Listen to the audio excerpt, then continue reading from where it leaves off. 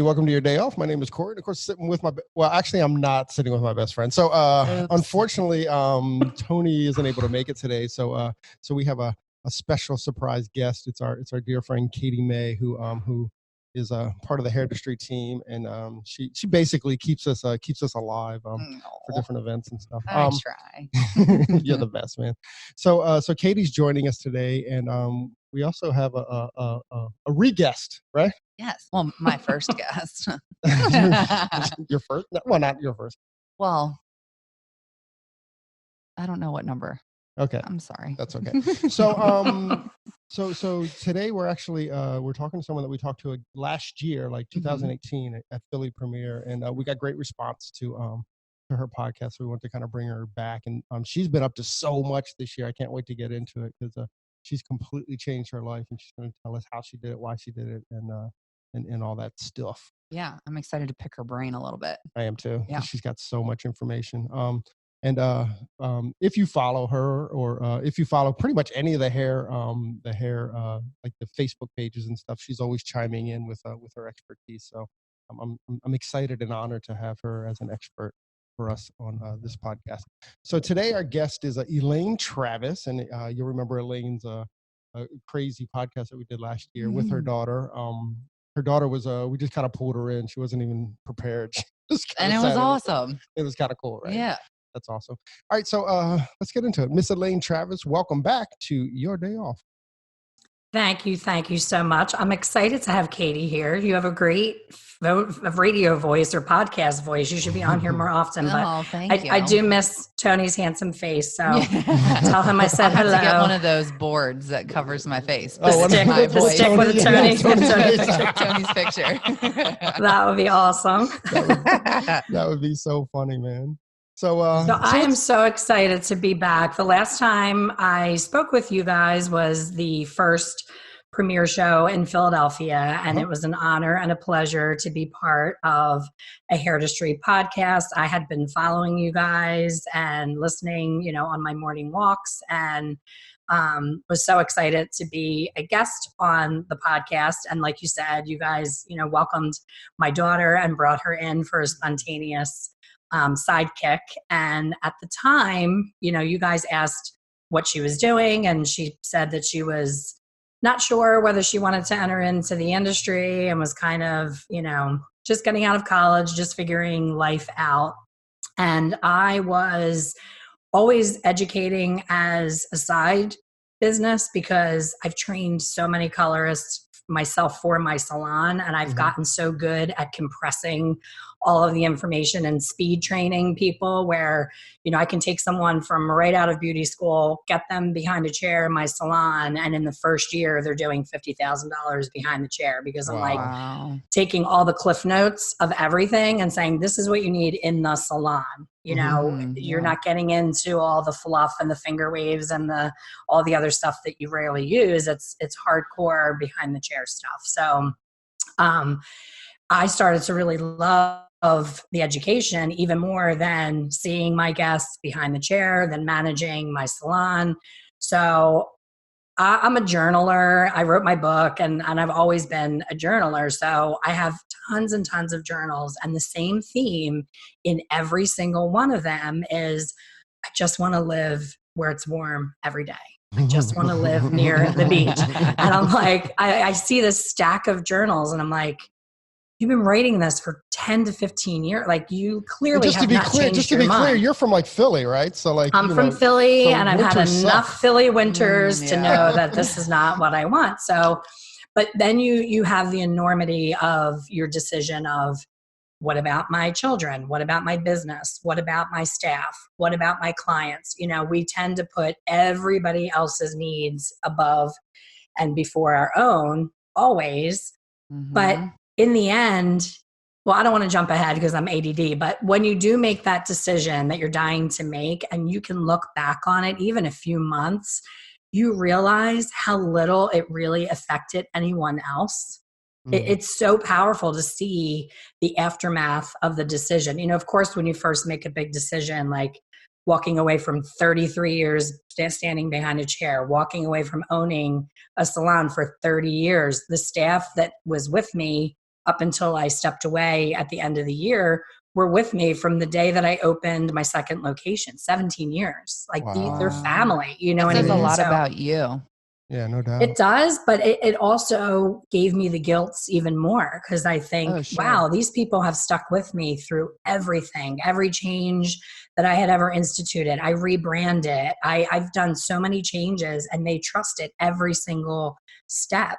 So for the salon owners out there, you know, when you go to sell a salon, wow, is that an education? You know, it's Yeah. you're selling the trust that that staff is going to buy into that new owner and not automatically everybody let's bail who we don't know this person, they're going to make changes. You know, people automatically assume that big changes are coming. So it was very difficult to find the right person. I had a few offers come along, but I had that pit in my stomach. I've always known I had really good intuition. What was it? What do you mean you had offers come along? What does that mean? To purchase the salon. I was ready. I was ready to move. And I'm like, all right, I need to go. But this is a thriving, wonderful business. And someone can come in here and just turn the lights on and it's turnkey. But I think because I'm so honest and so fair that I made the transition for that person seem too good to be true.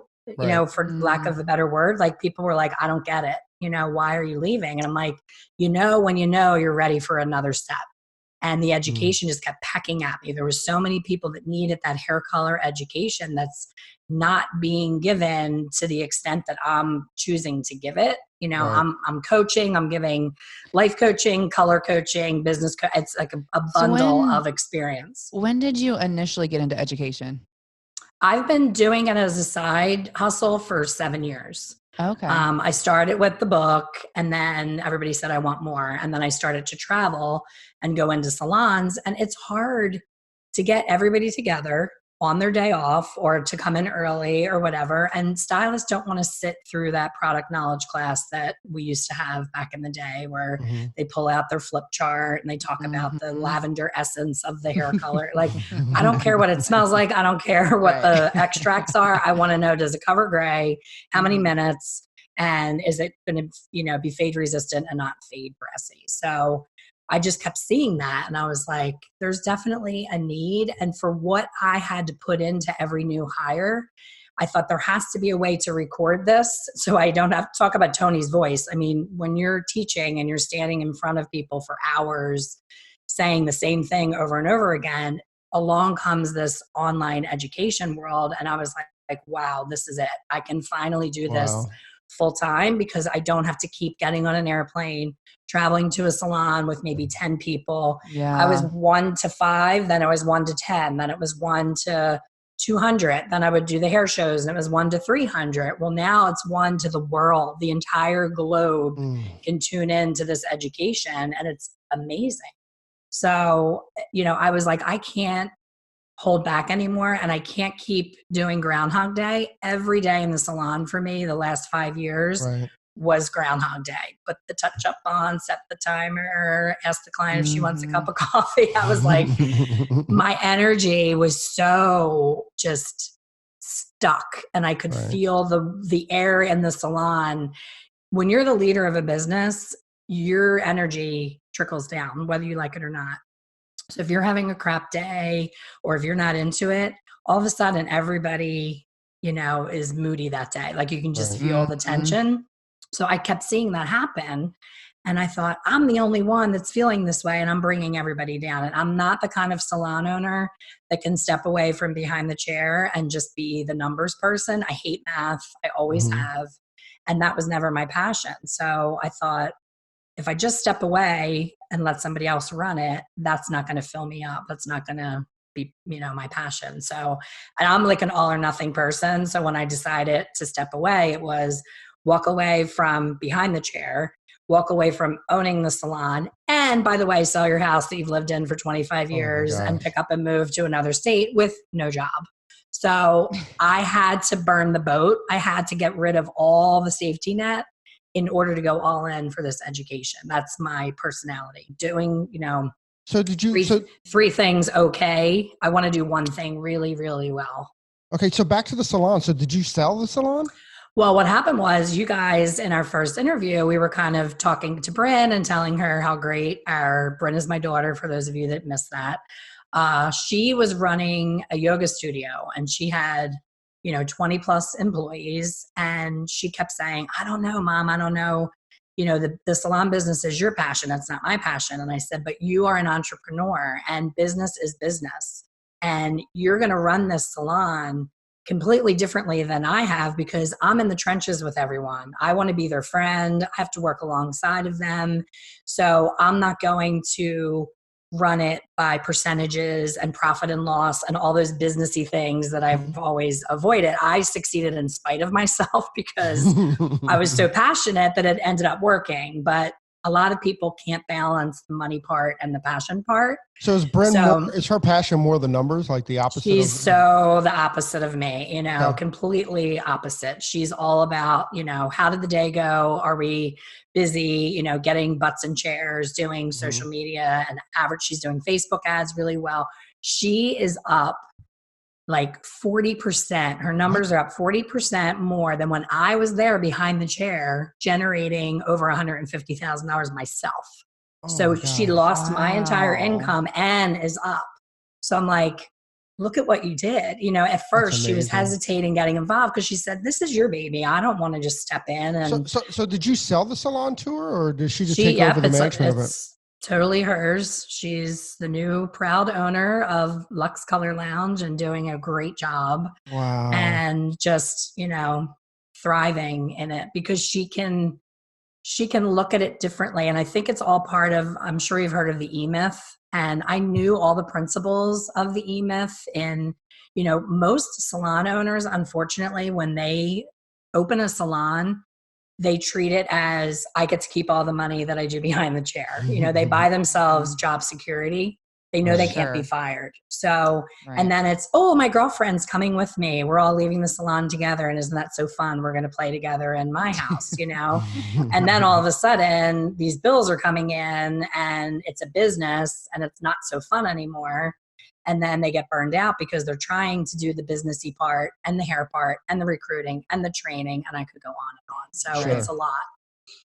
Wow.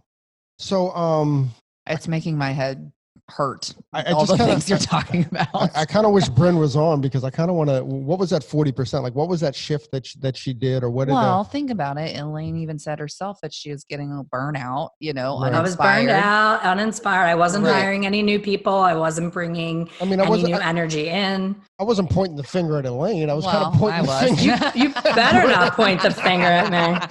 I was trying to point the finger at Bryn and what she's doing right. I mean, a 40%, a 40% pickup in 10 months is amazing, especially because, we had talked right before we started recording about how the industry has shifted so much into solo suites, and it's really changed a lot. And solo suites are coming to our area where the salon is. And at first I was concerned because, with me, anytime, somebody didn't work out or there was any kind of turnover in the salon, I could always jump in, roll up my sleeves and have at it. And she's not a hairdresser. So that was a little bit of a concern for her.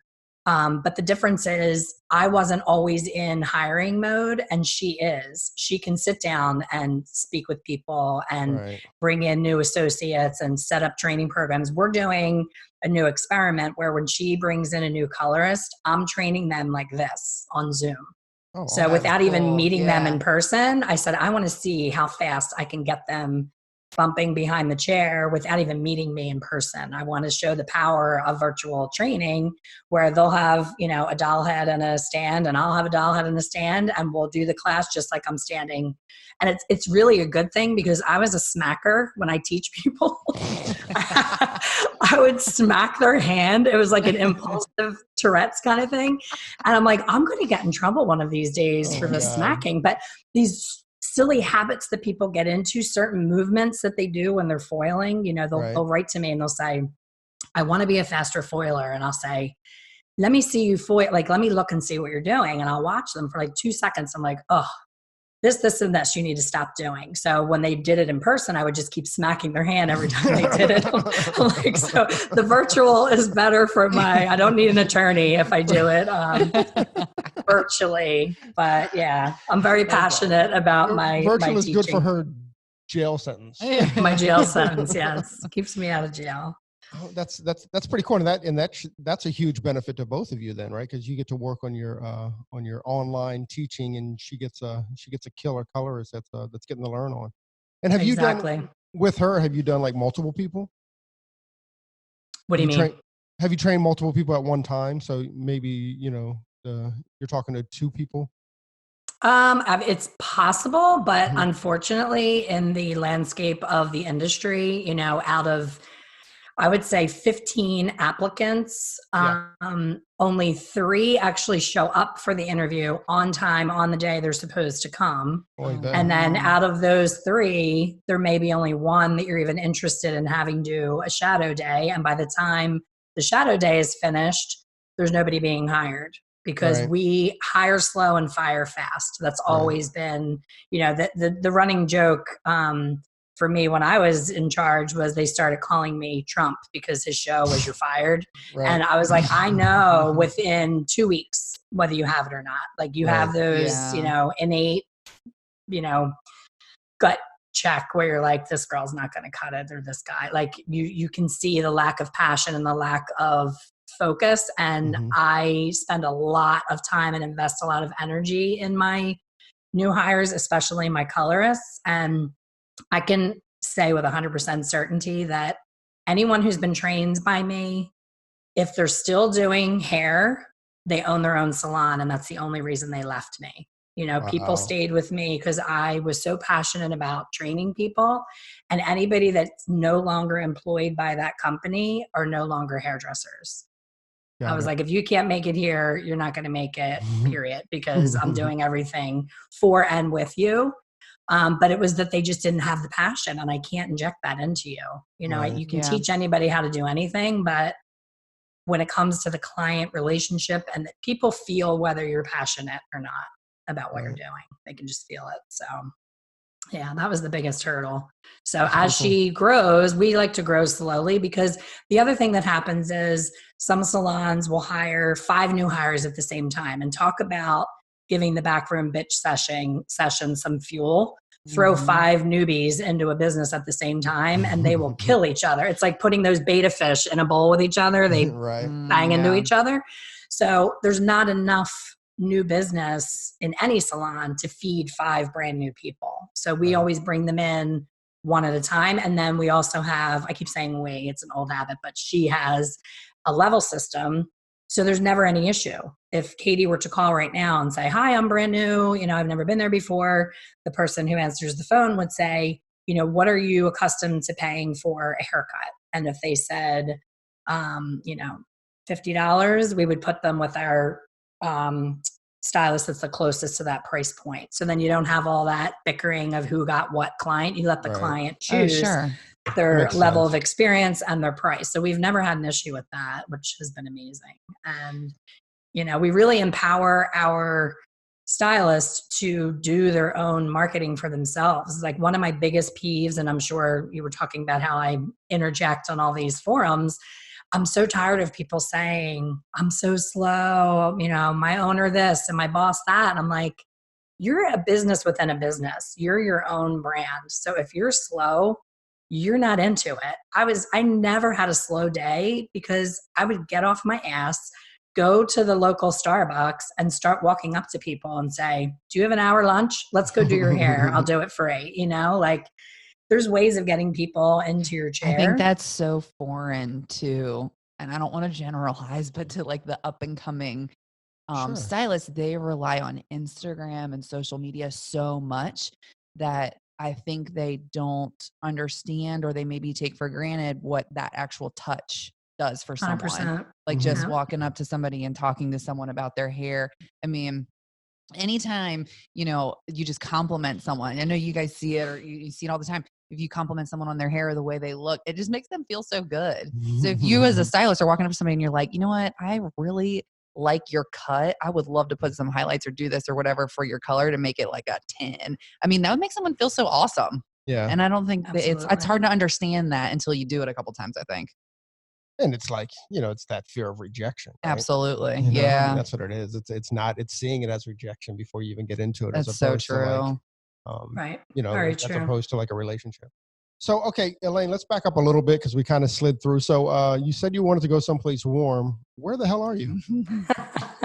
I am in St. Pete Beach, Florida, which the summer has given a whole new definition to warm. This is our first very long summer. It starts about the end of May, and it's just now getting to the point where the humidity has backed off a little bit. So the summer was You better not be bitching about test. the heat. I'm not. And I said that to my husband. I said, you will never hear me say I'm too hot. I want it to be less hot. I always complained about the cold. I hate the cold. So yeah, we've really made a great transition. It's just the two of us. My son goes to the University of Tampa. So that's kind of why St. Pete, people say, why St. Pete? Well, we started out coming to visit him, and I was jealous of this amazing weather that he had. And it ticked all of my boxes. I wanted to be able to walk to the beach. That was a huge thing. So California was always the plan, but I could not afford to live somewhere that I could walk to the beach in California. I would have to work until I was 98. So I didn't want to do that. I'm starting a whole new business at 52 years old. So I didn't want that kind of pressure. And being married, we were just married 28 years last week. Congratulations. And thank you. That's been a very high achievement. Anyone who's married knows that can be the hardest job you'll ever have. I'm hitting 5 next year, and I'm like, yeah, it's a lot. So, he talk about trust. Fear is always this big, scary monster. Everybody tells themselves a story of, I hate the word can't when I say to somebody, I was in line for my morning coffee. I go for a walk every morning on the beach, and I go get my coffee at the same place. And this couple was in front of me, and they said, "Oh my gosh, you live here. That's so great. Like we want to move here too." And I looked at them, and they were right around my age. And I said, "So what are you waiting for?" "Well, we have parents that are still alive." I said, "I have 4 that are still alive, my husband's and my own." "Well, my one parent isn't, in good health." "Okay, me too. My dad has Alzheimer's."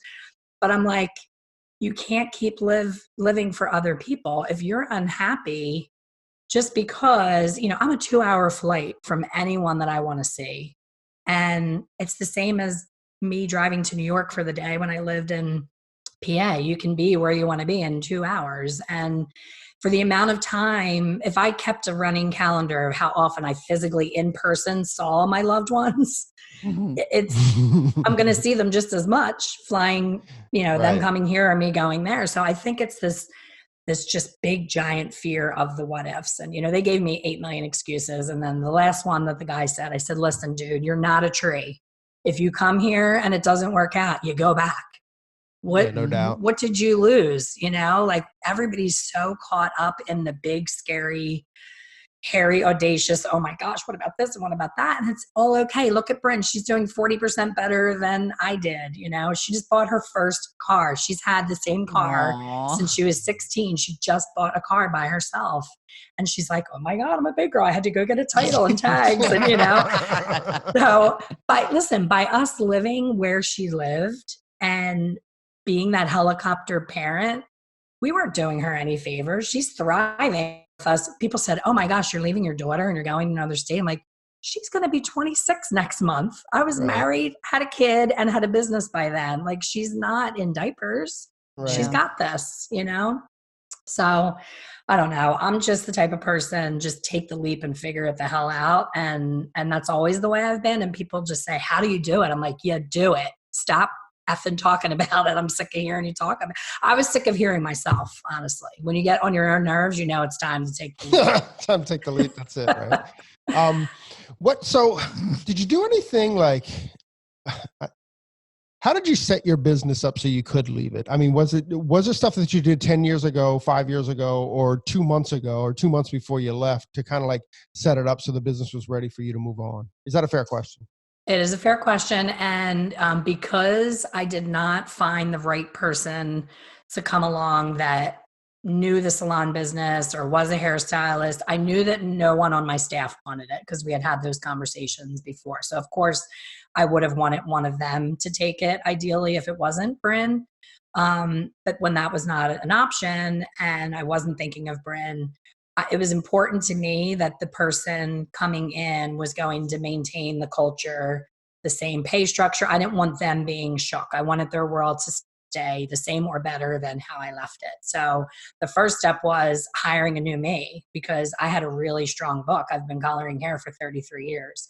So I had to make sure that the right person was brought in to be the mini me and have the clients be confident in their skill. So were you nervous about your staff, like trusting in this new person that you were going to be putting in place? Yes. I feel like that's something I would be worried about.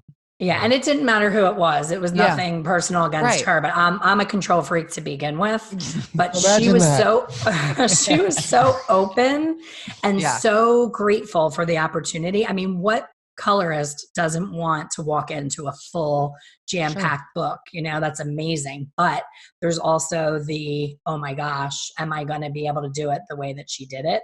So talk about speed training. 3 months we spent, her and I together. And I just opened up her head and just poured everything into it. So Elaine, where'd you find her? She went to high school with my daughter. So it was kind of like the universal amazing, synchronicity because Bryn knew about her. She knew that she was a hairstylist and she was in a corporate environment where, she felt busy. She was like, oh, I'm doing great. I'm so busy. And then now we put her paycheck from where she was next to her paycheck in Bryn's salon and it's tripled, And so she was when you said busy, she was in a corporate, I don't know how you worded it. Was it a corporate salon? So she was a hairdresser working for like a corporate salon? Corporate salon in a gym. It's like a new concept where they're opening these big gyms all over and they're kind of putting a salon in, but they don't know the salon industry. So it's very corporately run as far as the commission structure and the growth. There's not really a whole lot of room to really thrive. It's kind of like they'll put someone in and think, oh, it's a captive audience. Everybody's just going to show up in your chair. So that she was kind of doing the churn and burn with like people coming, checking it out, and then having a new person. So I wish Elaine called me. I would have taken over her book. Right? Man, come on now. Right? I know. So then I'd have to live in Philly. Yes. we're in the burbs though. We're in the burbs of Philly. It's beautiful. So yeah, she is amazing. And she just, I have to say, to share with people listening, the biggest thing in the transition was when she was training with me and she was the new face in the salon. Most people would go in and put their head down and be that awkward, I'm the new kid, don't look at me, I don't want you to see how scared I am. Right. She walked around and had her head held high and walked up to every single person in that building, not just the client in my chair. Any person she came into contact with, hi, my name's Jess. Big, giant, teethy, beautiful smile, shook their hand, eye contact. So nice to meet you. I'm new here. I'm taking Elaine's place and I'm so excited to be here. Wow. And that hands down, whether she could cover their gray or not, or mix a formula or do anything, people connected with her right away. And I've never seen anything like that. And I've trained countless people. I've never seen anybody slide in and make their presence so comfortable and so known that the clients, when I visit, like I'm going back at Christmas and I'll do like 1 day appearance with, a couple people that I did for years. And clients are like, oh, what are you doing here? Oh, Jess, by the way. I'm like, oh. So, and on that note, that really, we're joking, but it really did hurt. I didn't make this transition as soon as I wanted to because I was worried about my clients. I was worried about my staff. I was worried about abandoning everyone. I've heard from 2 people since I left. It's been 8 months. 2 people. And I reached out to my faves. I was like, hey, just reaching out, checking in. Hope all is well. I'm doing great in Florida. Right. They said, who are you? Think about me. No, they did not respond. What? Oh my God. So these are women that I went in early. I shaved their head when they had cancer at midnight so nobody would see them. Like, these are the people. And this is, I'm not saying this for anybody to feel sorry for me. I'm saying it to stop your excuses and stop saying, I can't because, because nobody, at the end of the day, nobody really gives a shit. They just want their hair colored. You know, I would love to say that it was all about me, but it was not about me. Yeah, I built a great business and they felt comfortable coming there.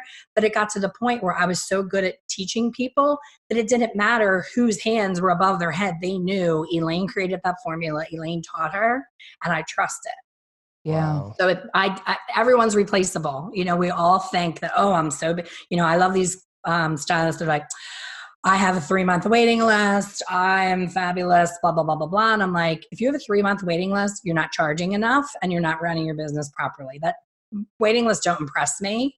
That just tells me you're so far in it on that hamster wheel, you can't even come up for air to realize that you can do it better. Yeah. So I'm a different animal. I'm kind of a tough love person. But when I coach people, by the end of the day, like I had a girl that I did a Zoom call and I can't, I virtually smacked her. She was like, I can't do this and I can't do that. And I said, she was outside talking to me on her phone. And I said, you're going to walk it back into that salon. And the rest of today, you are going to raise every single client that you do by $3, and you're not going to talk about it. You're not going to apologize for it. You're not going to send them an email. You're not going to text them, put a freaking poster on your mirror. All that bullshit is done. You're going to walk in there. You're going to do their hair. And when they say, how much do I owe you? You're going to make, if it was 58, then make it $3 more. Like whatever that is, it's $3 more. And when they say, which they won't, if they said, oh, last time it was, you say, yes, it was. I gave myself a raise because I deserve it. And, you know, it's a new year and I'm taking lots of education and this is my new price. Like, don't, we all get like, oh, I'm so sorry. My cat needs surgery. Like, nobody cares. And no supermarket does that. No, no other bit. Like, I go to a doctor and I get a ginormous copay. I don't say, oh my gosh, you raised that. You didn't tell me. It is what it is. We are the only industry that I can think that asks for permission to raise our prices. You know, it's so crazy. Like I've been. It's like saying, "Am I good enough?" Yep. Kind of is, you know, and like it is weird. And I do, for Elaine, if somebody questions it, going, okay, well, this one time, we'll do it the old price. But like you said, you're talking about 2 people out of 100 or 3 people out of 100. It's so true. And I did it actually. Corey and I, Antonio, are in a studio, our own suites, and I raised my prices and was sweating bullets the entire day, that first day. And I did put up a little sign. I will say that. But it was like off to the side. And I just virtually smacked you right on the top of your head. But literally, I had one person. Yep. Like, oh, did you raise your prices? And I was like, yeah, I did. My cat was sick. I think I was just like, product price went up and my rent went up. And but stop that. Don't do that. I don't know exactly what I said, but I definitely made a couple excuses and then she was okay with it. But, it was literally one person over the next 6 weeks. It was only one person. Always. And really a lot of coaches have the complete opposite thing. You were just saying oh, this time I'll honor, I'm no bullshit. I'm just like, no, it's up right now. This is when it's happening. Right. There's no parade coming. This is it. But I've done it. Trust me, I've been doing this. I own a salon for 30 years. So I put the little, thing on the mirror, as effective November 1st, there will be a slight increase because of product costs going up and nobody gives a shit. And you're putting a billboard in front of their face and they're sitting there stewing the entire time they're having their hair done, if they care. And if they don't care, it's blocking them from doing this. Around the closet. Right. Was this the whole time? So if your price increase thing interrupts their, blowing their little Kardashian lips up in the mirror, then they're annoyed by that. So I've done it all the different ways, sending a letter back in the carrier pigeon days. And when I opened my salon at 22 years old, sending a letter to warn them a month ahead or whatever, doing the email, doing the conversation. And the best way ever is just do it. I raised my prices. And real quick, I know you're trying to talk and I never shut up, but the way that prices end, this is a big thing that I learned, and it's so psychologically crazy that it does work. When prices end in 0 and 5, people remember and notice. So for example, if your haircut's 50 and you go to 55, you're going to get a lot of backlash. If you go from 50 to 54, 50 to 56, anything but 0 and 5, whether it be 3, 4, 6, 7, whatever the ending is, psychologically, they don't notice. And ever since I learned that and have done that, it's been, I haven't heard a word from people. That's a great takeaway. Yeah. You know, I was just going to mention that on the on like the poster that you put on the mirror. Now what you've done is you've created that conversation for the next 12 weeks. Right. And you have to say it over and over. Just like when you go on vacation, they're like, how was your vacation? You want to pull up your phone and show a 2-minute video of the highlight reel because you're so tired of telling people that, oh, the weather is great. And we went, and it's like, oh my God, if I have to tell the story one more time. So yeah, it does. It just creates that unnecessary tension. And for what? You know, they're either going to pay it or they're not. And guess what? I have had people leave me for $3 and talk about being tough love. I am right in your face with that too. Like when someone's like, oh, well, I'm not going to be able to see you anymore because you raised your prices. I'm like, listen, if you need to leave me for $3, then peace out. Because $3 to me, that's insulting. You know what I mean? Like $3, you should not even notice that in any way, shape, or form. And you should care that I need to create a life for myself and my family, and I need to make a living, you know? These are the same women that slap a handbag on the counter that's $2,000, and then you're gonna talk to me about a $3 increase? Your handbag costs more than my car. I'm not gonna talk about $3 with you. So you get a little grit, you know, when you're in it as long as me, and it's easy for me to say, be brave, take the leap, but I've always done it. I opened my salon at 22 with no help. I had to get zoning on the space, and it was a school of hard knocks, and it's a great school. I love it. You learn a lot. You get cut up along the way, but that's where your gems and your lessons come from, is figuring it the hell out. And everything is figure outable, everything. Like we have, you know, the world at our fingertips with these phones. It's like you can launch a freaking missile to the moon from your cell phone now. So there's no excuse. I mean, any question, you know, Siri, how do I open a salon? Yeah. So Elaine, you're 100% into the online education now. Is that what you're doing? I am. I mean, I still, of course, love the interaction of a live event. You know, I saw you guys at Premiere this year. I'm actually doing Chicago, which I'm very excited about. I have tortured the Chicago people to let me in. Which show is that? I'm like a gnat. I always say I'm like a gnat. I never go away until I get what I want. It's the ABS Chicago show. It's been a big bucket list item. Yep, it's April this year. But I've tried to get in there for literally 7 years, and finally, you know, having the opportunity to be there. So I'm very excited about that. And I also am excited. I talk a lot in my coffee chats on Facebook, and, you know, to anyone who will listen, my life was completely changed in the best way possible by meeting my now life coach. And I took her life coach training. Bryn took her life coach training. So I think part of the reason that Bryn is up 40% is the life coach training. You know, it teaches you the relationship part of behind the chair. You know, everybody's going to another hair painting class, another balayage class, and they spend so much time on the technical part. And I'm happy to help anybody with the technical part because it is important.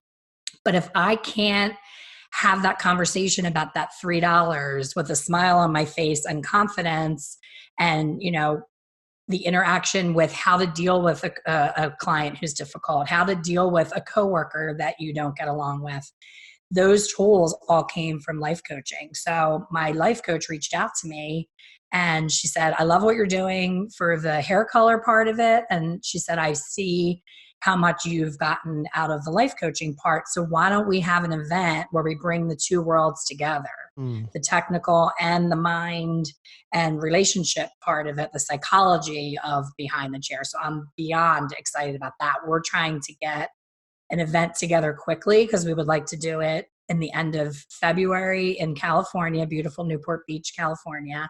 And it's going to be a 2-day event. We're still working on the name because we want to make sure that people understand that it's not a hair show. You know, if people are coming for the and the smoke and the naked guys with the oil, like that's not coming ever.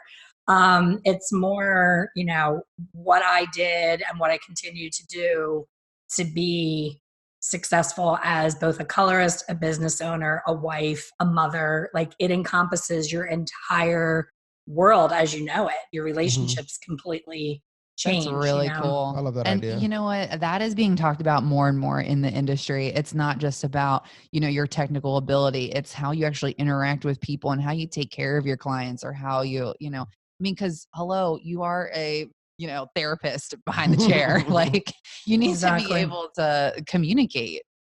It's so important. I love that.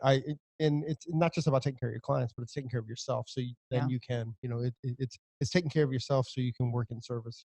Absolutely. You know? I would love to share something that happened recently that really I think will be impactful for your listeners. You know, I, as a coach and a mentor, I'm always telling people, you know, raise your prices, don't be afraid, you know, give yourself a raise, you're worth it, all that stuff. And that's become, you know, the buzzword, like everybody gets a trophy.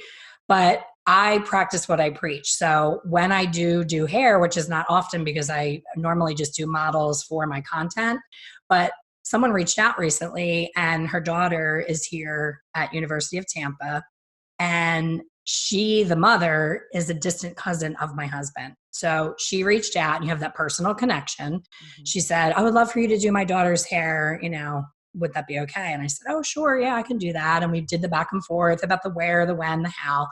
And I spent 4 hours. This girl's hair was a mess, her color. And it was a 4-hour corrective service. So I came home and I was exhausted. And I had to drive 45 minutes each way to use the space because I'm not in a salon.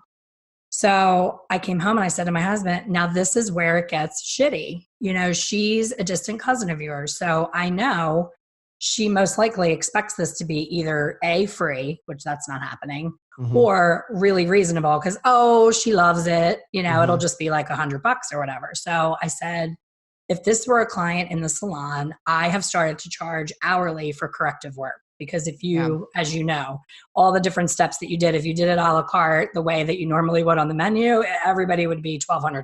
So I said, you know, I go by $100 an hour because my root retouch is $98. So I'm like, okay, $100 an hour, 4 hours. This should be $400. She's a college student.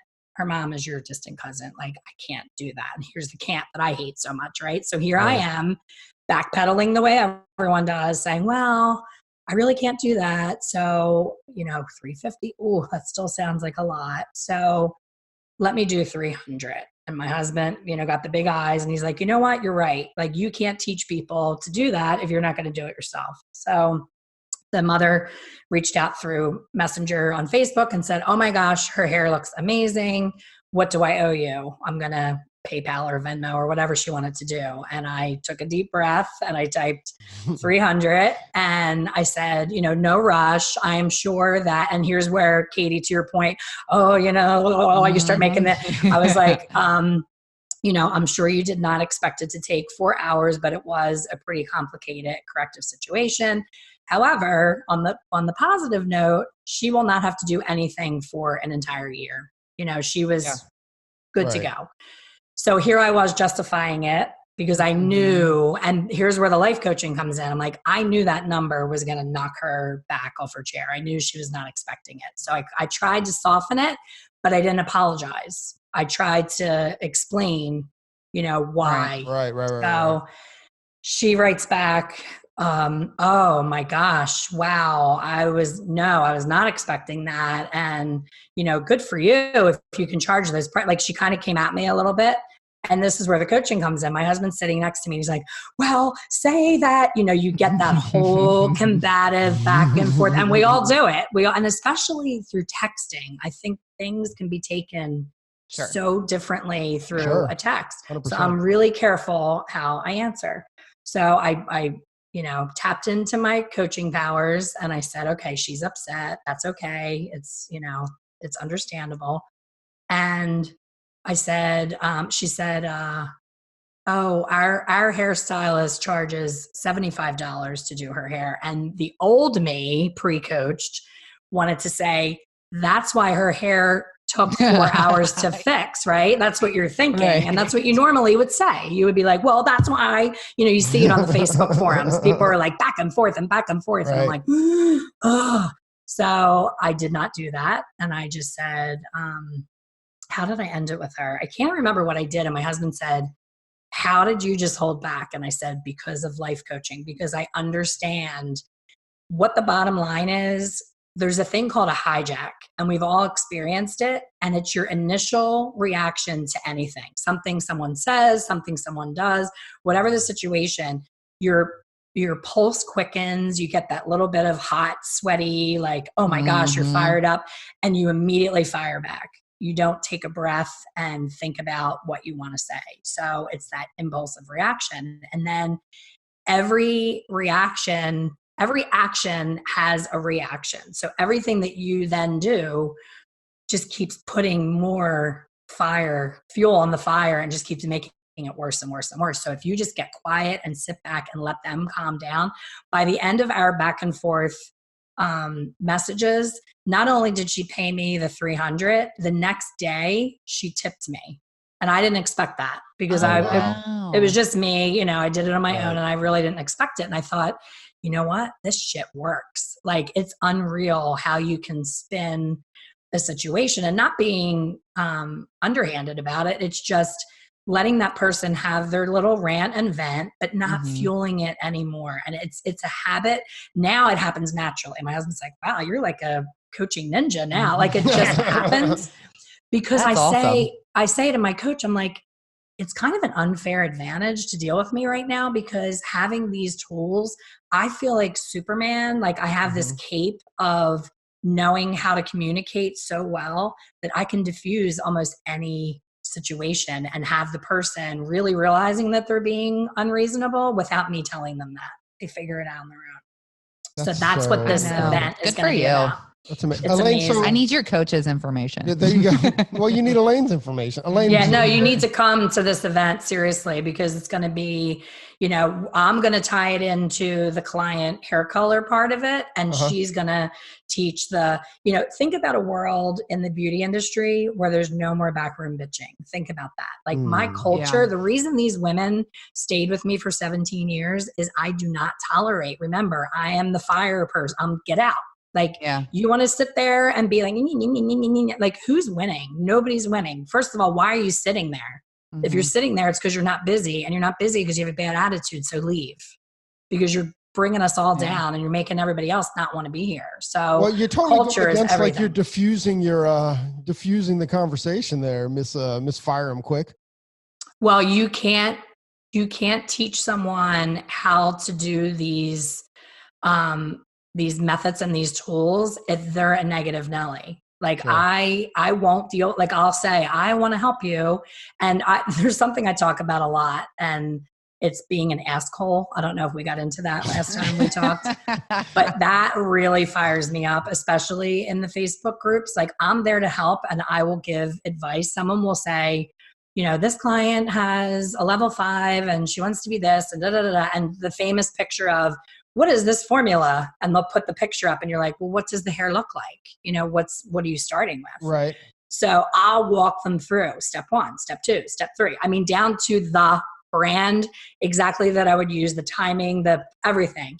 And then the next day I check in and I say, hey, how did that go? And she'll say, oh, it didn't go real well. And I'll say, well, tell me what you did. And it's the complete opposite of what I said. Sure. So I'm like, okay, she's an asshole. I'm done with her. So I will help you if you're willing to be open to the new information, because if you're not busy and you're not successful, I was, I was earning 6 figures behind the chair, working 3 days a week. And that was just me. That wasn't as a salon owner. That was me being a colorist who understands how to price, what techniques to do, how to do my schedule. And I want to share that with people. And I'm not a snake oil salesman. I'm not asking you to do anything I don't do myself. So if you're going to be an asshole, then you're not my student. So yeah, it is a contradiction to that. But there's some people that just aren't willing to learn something new, and it's sad, but they're going to be stuck forever. So how would one get in touch with you for either your coaching or your what are we calling it?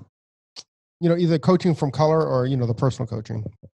My website is expertcolorsolutions with an S.com, and it has all of my online offerings. I have a retreat here in February. I have only 2 spots left. I don't know when this is airing, but I have 2 spots left for that.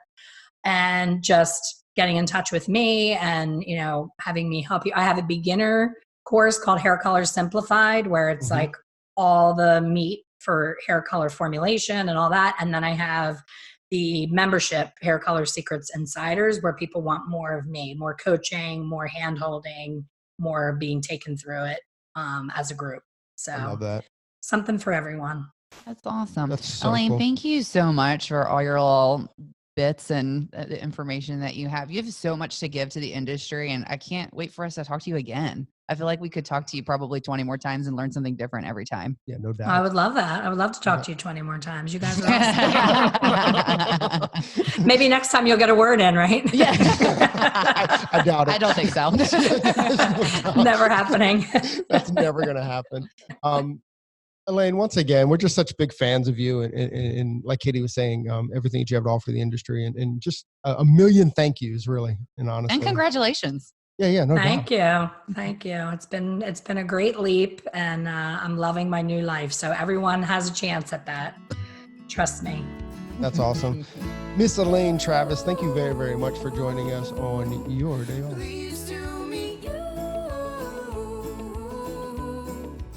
Hey, so there it is. Hey, this is a message that we've been trying to bring, I don't know, for the last couple months, actually since we started the podcast. Hey, so if you like the podcast or if you find that it's useful, please leave us a review, a 5-star review on iTunes. Leave us a rating and a review. But if you don't like it, forget about it. Yeah, totally forget about this message. We also want to thank Sarah and Blaine from Pretty Gritty. Sarah and Blaine, they are a band out of Portland, Oregon, and we just want to thank them very much for allowing us to use their song, Pleased to Meet You, on our podcast. That's cool. I think you can find, actually you can find their music on iTunes. Peace and hair grease.